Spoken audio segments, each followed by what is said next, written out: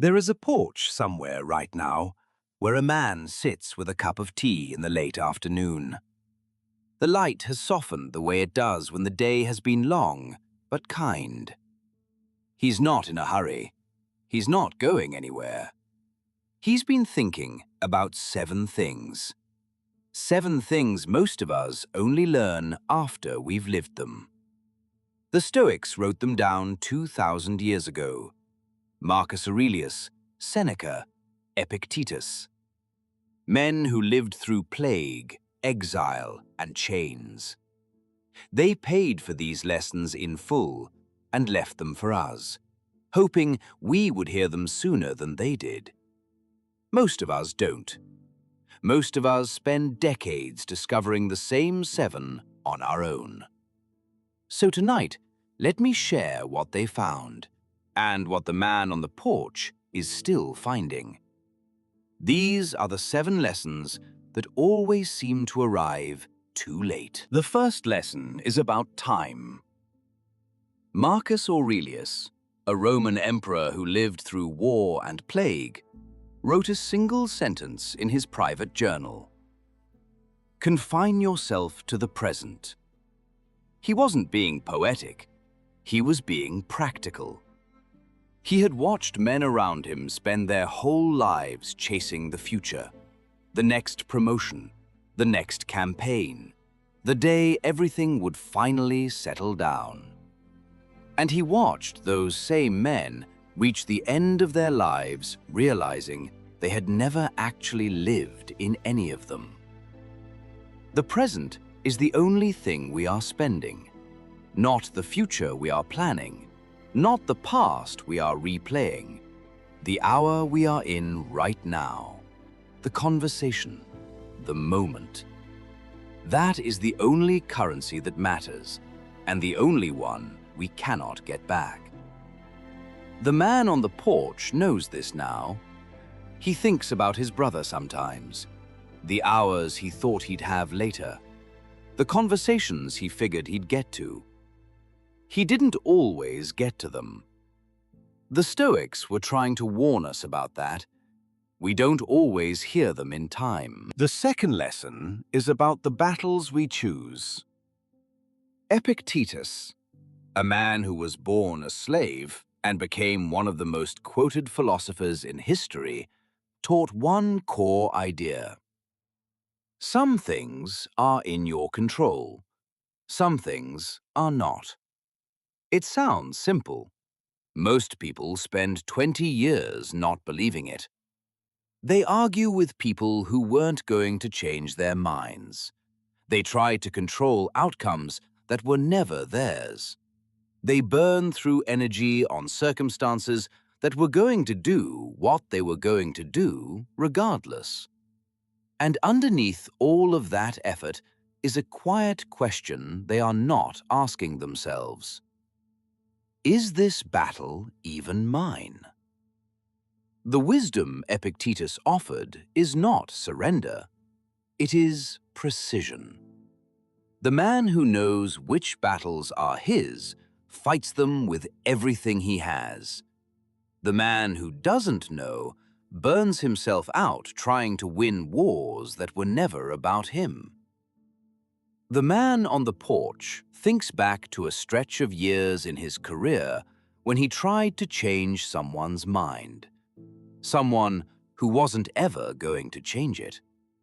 He told himself he was being persistent. He was just being tired. There's a difference. The third lesson is about silence. This one is harder to explain. Seneca wrote that silence is the language a man learns from the sufferings of his life. Not because he doesn't know what to say, because he has learned which things don't need saying. The man who must explain himself to everyone is owned by everyone. The man who must defend every decision becomes a prisoner of the people who weren't there. The man who must respond to every slight has handed his peace to whoever wants to take it. There is a discipline most of us never develop. The discipline of the closed mouth. Not retreat, not avoidance, just the quiet recognition that not every question deserves an answer. Sometimes, the silence is the answer. The fourth lesson is about the people around us. Marcus Aurelius wrote about this carefully. We do not become who we mean to become. We become the average of what surrounds us. This is not a metaphor. It is architecture. The people we keep close set the ceiling on what feels possible. Their habits become our habits without us noticing. Their fears become our fears. Their definition of a good life slowly becomes the one we accept. The man who reaches his middle years with a circle that drains him did not get there by accident. He got there by inattention. And the man who finds himself surrounded by people who lift him did not get lucky. He chose deliberately. The man on the porch knows the quiet in his house has its own teaching. Some of it was loss. Some of it was choice. The people who fill a room with their presence are different from the people who fill it with their noise. He has learned the difference. The fifth lesson is about pain. Every Stoic taught some version of this. The hard things were not punishment, they were the curriculum. Marcus Aurelius called it the obstacle as the way. Not around the difficulty, through it. Because the man who goes through doesn't come out the same. He comes out carrying something the man who avoided will never have. Not strength.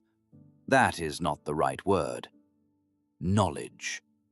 The kind of knowledge that only the body remembers. That you can. That you did.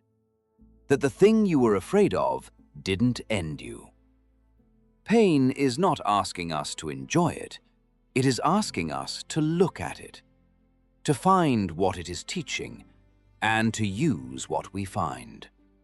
The man on the porch has a body that doesn't do what it used to. Not all of it. That's a kind of teaching too.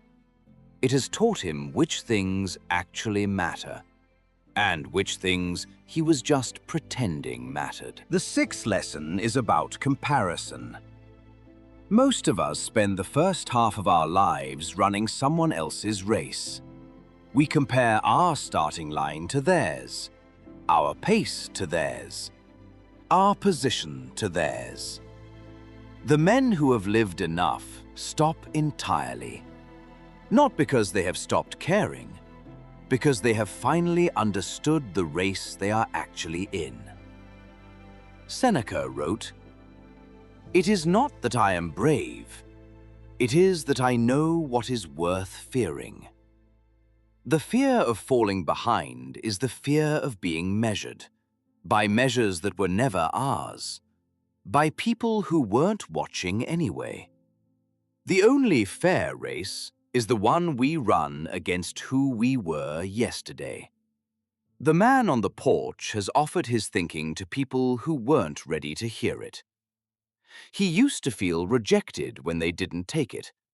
Now he just feels patient. The lessons land when they land. His did too. The seventh lesson is the one that comes last, because it requires all of the others to land first. Most of us spend decades waiting for the real life to begin. After the promotion, after the kids leave, after the difficult season ends, after the situation finally improves. Marcus Aurelius wrote in the middle of plague and war, "Confine yourself to the present." He did not write that from a peaceful place. He wrote it from one of the hardest places a man has ever sat. The life you are waiting for is not the one you are going to get. The life you have been given is the one you are living. Right now, this porch, this tea, this conversation, this breath.